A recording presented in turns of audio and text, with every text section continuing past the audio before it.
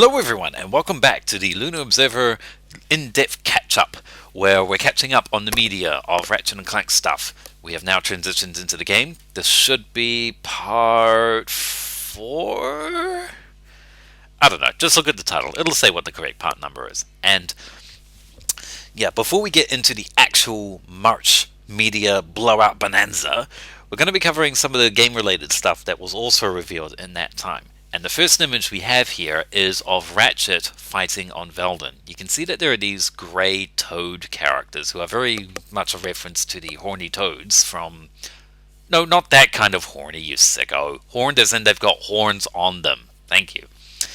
The horned toads from Veldin, except this time they are grey rather than the dark red, and alongside them are testing bots, and we'll see later that these are a reference to the testing bots that appeared in Going Commando, and were also wielding weapons on Kalebo 3, all the way back in the 2002 original Ratchet & Clank. The pennants that are hung on the rails are also used on Kerwan for the fitness course, which is now a part of the Galactic Ranger training facility that Ratchet has to participate in so that he's up to scratch with Cora, Brax, and Quark. Not so much Alaris. Here is Ratchet throwing a fusion grenade bomb. This image is basically just a good look at what the bomb looks like in motion, leaving a trail and casting light, all that good next-gen goodness. This picture is another angle of the fighting arena. Given the subtitle at the bottom says, "Impressive! Could we be looking at Solana's next Galactic Ranger?" So, with the pennants and that piece of evidence in mind, it is very clear that Ratchet is currently trying out to be a part of the Galactic Rangers by using the fusion grenade on the test bots. Don't know if he starts with it, but the inclusion of a training area also puts further context onto the scene where Ratchet is walking up to the stage, because under that context, logically, everyone who is at that stage has completed the training course, right? That's what you would expect. So when Captain Quark says, "We want you," he is actually talking to people who actually have a shot at being the Rangers, who are not just there to see Captain Quark.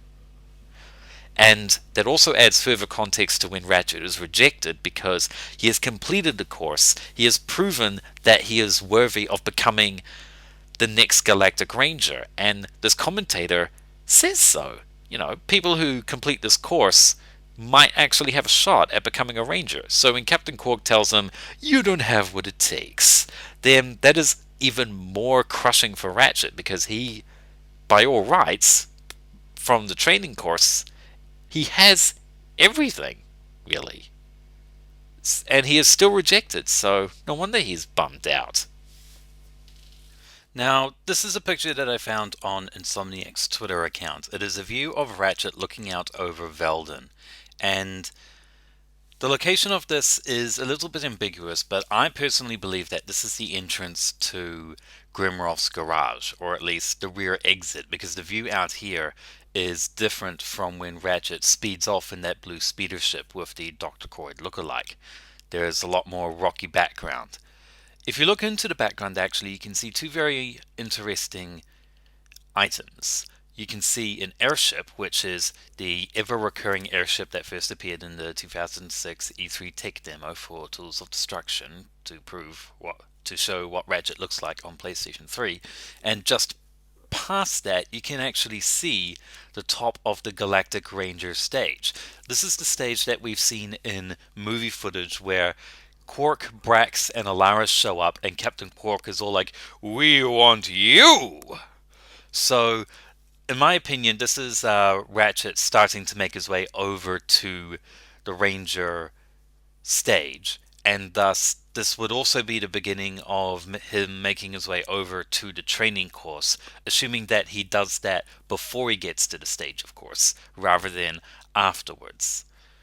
I really like the look of the environment here. It's very reminiscent of the original Veldin, but it's also much more dramatic. You have a giant rock arch on the right-hand side. And there are also more signs of population about. You can actually see two airships at the top flying over towards the stage. So Veldin is more visibly populated in the PS4 game, rather than having an implied population in the PS2 games with just the buildings. And now we're on to concept art and renders. A while back, a couple of Insomniac artists did a preview showcase talking about how their artistic process and how they tackled the challenge of remaking characters from the original 2002 Ratchet and Clank for the new 2016 version. So they showed off a lot of cool concept art. This art is of the Warbot dropship of death, which we've seen in the nighttime Veldin gameplay that was revealed at PSX. This is our first really good look at it. It's got very flat landing gear and a big bay to hold as many more warbots than your grandmother can handle. This next picture is of Mrs. Zircon, and it confirms that the Zircon family will be appearing, or at least Mrs. Zircon will be appearing as an upgrade to the original Mr. Zircon. It implies that the whole Zircon family, meaning Zircon Jr. as well, will be returning because Mrs. Zircon was the last character to be added. Zircon Jr. was added in the middle. Mrs. Zircon's design has been adjusted a little bit. She has much more vents and sort of bolts in her aesthetic design, which is much more in line actually with how Ratchet and Clank 1 first appeared, with bolts and vents and that sort of modern relatable engineering evidence in character designs. That went away with Going Commando, and in particular with the Future Saga, as we went more to glowing panels and objects floating above the ground rather than using actual landing gear like Ratchet and Clank 1 used. So the fact that this has been incorporated is very nice to see. These two images show Mrs. Zircon after having apparently sustained battle damage, which is interesting because, as far as I'm aware, no enemies actually target the Zircon family specifically. They still target Ratchet. The Zircons just provide cover fire. So this implies that enemies actually shoot at the Zircon family and remove panels, which exposes their internal wiring and components and stuff, as shown in this picture. This picture shows the design evolution and adaptation of the Rilgar decontamination unit fellows, as well as the test bots, which, as I explained before, appeared in Ratchet and Clank 2, although this specific model not in Ratchet and Clank 1. What's interesting, as you'll find out later in the Blackwater City gameplay, is that the extermination, contamination, whateveration enemies are explicitly robots in the 2016 game, in the movieverse. In the original Ratchet and Clank, it's never explicitly stated whether they are squishy or lombax, but the implication was very much that they were squishy, they were organics. The testbot, meanwhile, has been redesigned. It still has the sort of floating ball that it used to. It's very much based on a crash test dummy, but now it's actually armed, which is brand new. These yellow testing robots also appear when you win the Hoverboard Championship race on Blackwater City. They appear in the crowd. This image is of the two redesigns for the two fish that appear in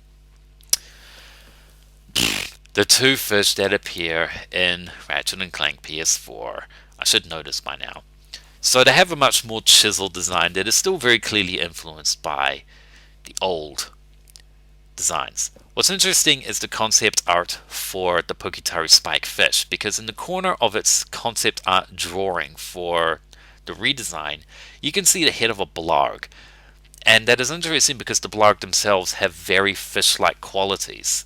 So for me, it's interesting that these pufferfish take after the blarg that has certain evolutionary implications. Did these fish evolve, and do they live on the Blargian homeworld, and the blarg just, jumped up, similar to how we have humans and then we have monkeys and apes?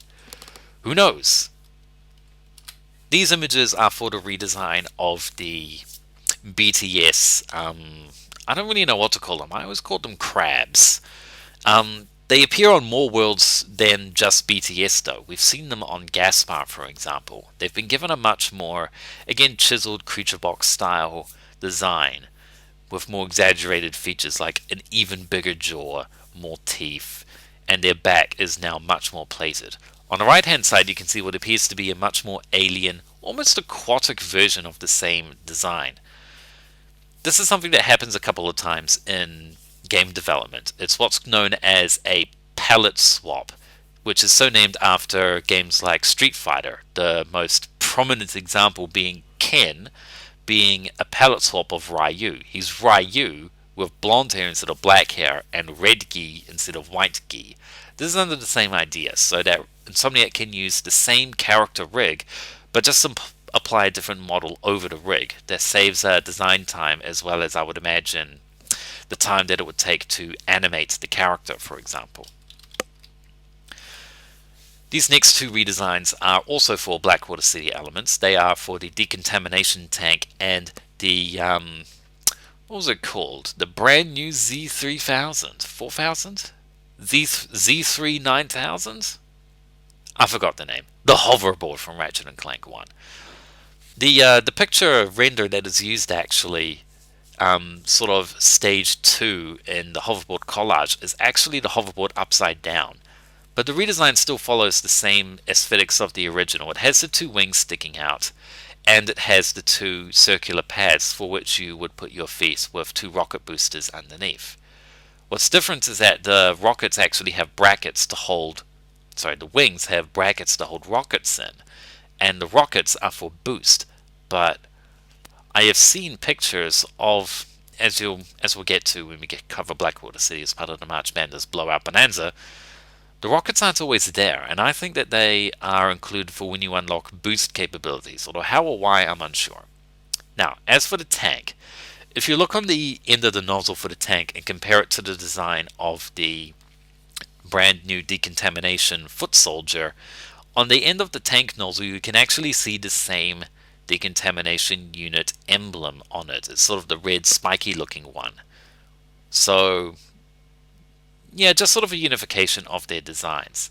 It's almost bug-like with the hexagon panels, the rounded dome at the middle, and the two antennae sticking out of the back tanks. These panels can actually be destroyed by you as you attack it, which shows, battle damage, as I've explained before.